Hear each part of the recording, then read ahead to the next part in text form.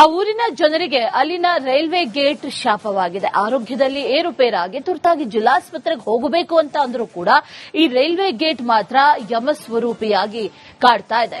ಯಾಕಂತೀರಾ? ಈ ಸ್ಟೋರಿ ನೋಡಿ.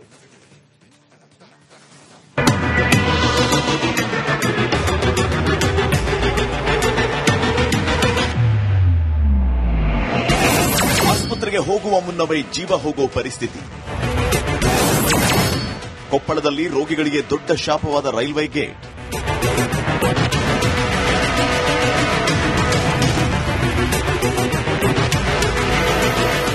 ಇಲ್ಲೋಡಿ, ಈ ರೈಲ್ವೆ ಗೇಟ್ ಕೊಪ್ಪಳದ ಜನರಿಗೆ ಶಾಪ ಆಗಿದೆ.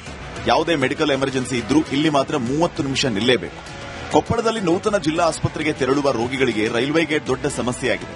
ಆಸ್ಪತ್ರೆಯ ದಾರಿ ಮಧ್ಯೆ ಯಮರೂಪರಂತೆ ಈ ರೈಲ್ವೆ ಗೇಟ್ ಇದೆ.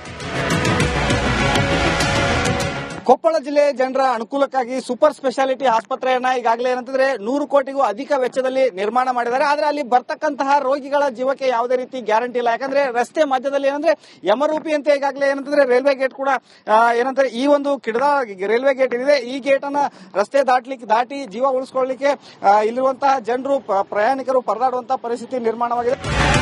ತುರ್ತು ಚಿಕಿತ್ಸೆಗಾಗಿ ಆಸ್ಪತ್ರೆಗೆ ಬರೋ ಅದೆಷ್ಟೋ ಅಮಾಯಕರ ಜೀವ ಈ ಯಮರೂಪಿ ರೈಲ್ವೆ ಗೇಟ್ ಬಳಿಯೇ ಕ್ಯೂನಲ್ಲಿ ನಿಲ್ಲುವಂತಾಗಿದೆ. ಕೊಪ್ಪಳದ ಗಂಗಾವತಿ ರಸ್ತೆಯಲ್ಲಿರುವ ಕಿಡದಾಳ ರೈಲ್ವೆ ಗೇಟ್ ರಸ್ತೆ ಮಧ್ಯೆ ಜನರಿಗೆ ಯಮ ಸ್ವರೂಪಿಯಾಗಿದೆ. ಕೊಪ್ಪಳದ ನೂತನ ಜಿಲ್ಲಾ ಆಸ್ಪತ್ರೆ ಹಾಗೂ ಮೆಡಿಕಲ್ ಕಾಲೇಜಿಗೆ ಸಂಪರ್ಕ ಕಲ್ಪಿಸುವ ಪ್ರಮುಖ ರಸ್ತೆಯಲ್ಲಿ ಈ ಗೇಟ್ ಇದೆ. ಮೊದಲು ಕೊಪ್ಪಳ ಹೊಸಪೇಟೆ ಮುಖ್ಯ ರಸ್ತೆಯಲ್ಲಿದ್ದ ಜಿಲ್ಲಾ ಆಸ್ಪತ್ರೆಯನ್ನ ಇತ್ತೀಚೆಗಷ್ಟೇ ನೂತನ ಕಟ್ಟಡಕ್ಕೆ ಸ್ಥಳಾಂತರಿಸಲಾಗಿದೆ. ಆದರೆ ಹೊಸ ಆಸ್ಪತ್ರೆಗೆ ಹೋಗುವ ಮಾರ್ಗ ಮಧ್ಯದಲ್ಲಿಯೇ ಬರುವ ಈ ರೈಲ್ವೆ ಗೇಟ್ನಿಂದ ರೋಗಿಗಳು ಪರದಾಡುವಂತಾಗಿದೆ. ರೈಲುಗಳು ಬರೋ ಸಮಯದಲ್ಲಿ ಪದೇ ಪದೇ ಗೇಟ್ ಮುಚ್ಚೋದ್ರಿಂದ ಒಂದು ಬಾರಿ ಗೇಟ್ ಹಾಕಿದ್ರೆ ಅರ್ಧ ಗಂಟೆ ಕಾಯಬೇಕು. ಪ್ರತಿ 15 ನಿಮಿಷಕ್ಕೊಮ್ಮೆ ರೈಲ್ವೆ ಗೇಟ್ ಹಾಕಲಾಗುತ್ತೆ.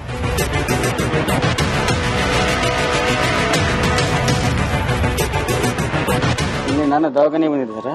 ಈಗ 2 ಸರಿ ಬಂದು ನಿಂತೋದ್ರೂ ಅರ್ಧ ತಾಸು ವೇಟ್ ಆಗಿತ್ತು. ಈಗ ನಾನು ಹೋಗಿ ತೋರಿಸ್ಕೊಂಡ್ ಬರೋದ್ರೆ ಬೆಳಗ್ಗೆ 8ಕ್ಕೆ ಬಂದೀನಿ. ಈಗ ಹೋಗ್ತೇನೆ 4ಕ್ಕೆ ಇಲ್ಲಿ ನಿಂತಿದ್ದೆ. ಇಲ್ಲಿ ಹೋಗ್ರೆ ಬರೋ ಪೇಷಂಟ್ಸ್ಗೆ ಬಹಳ ತೊಂದರೆ ಆಗುತ್ತೆ. ಎಮರ್ಜೆನ್ಸಿ ಇದ್ರೆ ಮತ್ತೆ ಈಗ ಅವ್ರು ಏನಾಗುತ್ತೆ ಅವ್ರು ತೆಗೆಯಲ್ಲವ್ರಿಗೆ ಕಾಯಿಲೇಬೇಕಾಗುತ್ತೆ ಸರ್. ಎಲ್ಲ ಮತ್ತೆ ತೆಗೆದ ಮೇಲೆ ನಾವು ಹೋಗ್ಬೇಕು. ಮತ್ತೆ ಬೇರೆ ಕಡೆ ಅಲ್ಲಿರೋ ದಾರಿ ಇಲ್ಲ. ಬೈಕ್ ಇದ್ದವರು ಹೆಂಗಾದ್ರು ಸುತ್ತಿಟ್ಟು ಬಂದ್ಬಿಡ್ತಾರೆ. ಈಗ ಆಟೋದಲ್ಲಿ ಬರೋರು ಪೇಷಂಟ್ಗೆ, ಬಸ್ ನಲ್ಲಿ ಬರೋರು ಅವರಿಗೆಲ್ಲ ಬಹಳ ತೊಂದರೆ ಆಗುತ್ತೆ. ಸಾಮಾನ್ಯ ವಾಹನಗಳಷ್ಟೇ ಅಲ್ಲ, ಆಂಬ್ಯುಲೆನ್ಸ್ಗಳು ಕೂಡ ಈ ರೈಲ್ವೆ ಗೇಟ್ ಬಳಿ ಸಿಕ್ಕಾಕೊಳ್ಳುತ್ತೆ. ಜೊತೆಗೆ ಹೊಸ ಆಸ್ಪತ್ರೆಗೆ ನೇರ ಬಸ್ ಸಂಪರ್ಕ ಇಲ್ಲದೆ ಇರೋದ್ರಿಂದ ಬಡ ರೋಗಿಗಳು ಆಟೋಗಳ ಮೊರೆ ಹೋಗಬೇಕಾಗಿದೆ. ಆಟೋದಲ್ಲೂ ಗಂಟೆಗಟ್ಟಲೆ ಗೇಟ್ ಬಳಿ ಕಾಯುವಂತಾಗಿ ರೋಗಿಗಳ ಸಂಕಟ ಹೇಳತೀರದ್ದಾಗಿದೆ. ಹೀಗಾಗಿ ಈ ರಸ್ತೆಗೊಂದು ಮೇಲ್ಸೇತುವೆ ಮಾಡುವಂತೆ ಇಲ್ಲಿನ ಜನರ ಬೇಡಿಕೆಯಾಗಿದೆ.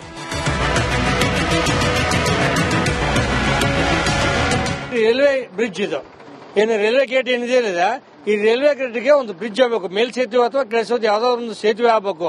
ಯಾಕಂದ್ರೆ ಬಂದಂತ ಅಪಘಾತ ಸಂದರ್ಭದಲ್ಲಿ ಬಂದಂತ ಸೀರಿಯಸ್ ರೋಗಿಗಳಿಗೆ ಇಲ್ಲಿ ಬಂದು ರೈಲ್ವೆ ಬ್ರಿಡ್ಜ್ ರೈಲ್ವೆ ಗೇಟ್ 2 ಸಲ 3 ಸಲ ಹಾಕಿಬಿಡ್ತಾ. ಹಾಗಾದ್ರೆ ರೋಗಿಗಳ ಪರಿಸ್ಥಿತಿ ಏನಾಗಬಾರ್ದಂದ್ರೆ ಈಗ ತುರ್ತು ಸಂದರ್ಭದಲ್ಲಿ ಚಿಕಿತ್ಸೆ ಒದಗಿಸುವ ಸಂದರ್ಭದಲ್ಲಿ ಇಲ್ಲಿ ಬಂದು ನಿಂತ್ಕೊಂಡ್ಬಿಡ್ತಾರ. ಸಾಕಷ್ಟು ರೋಗಿಗಳು ಇದರಿಂದ ಸಾವನ್ನು ಕೂಡ ಅಪ್ಕೊಂಡ್ರ. ಕಿಡದಾಳ ರೈಲ್ವೆ ಗೇಟ್ ಮಾತ್ರ ರೋಗಿಗಳ ಆಯುಷ್ಯವನ್ನೇ ಕಸಿಯುವ ಹಂತಕ್ಕೆ ತಲುಪಿದೆ. ಸರ್ಕಾರ ಹಾಗೂ ಅಧಿಕಾರಿಗಳು ಕೂಡಲೇ ಎಚ್ಚೆತ್ತು ಇದಕ್ಕೊಂದು ಬ್ರಿಡ್ಜ್ ನಿರ್ಮಾಣ ಮಾಡುವ ಮೂಲಕ ಜನರ ಜೀವ ಕಾಪಾಡುವ ಕೆಲಸ ಮಾಡ್ತಾರಾ? ಕಾದ್ ನೋಡಬೇಕಾಗಿದೆ.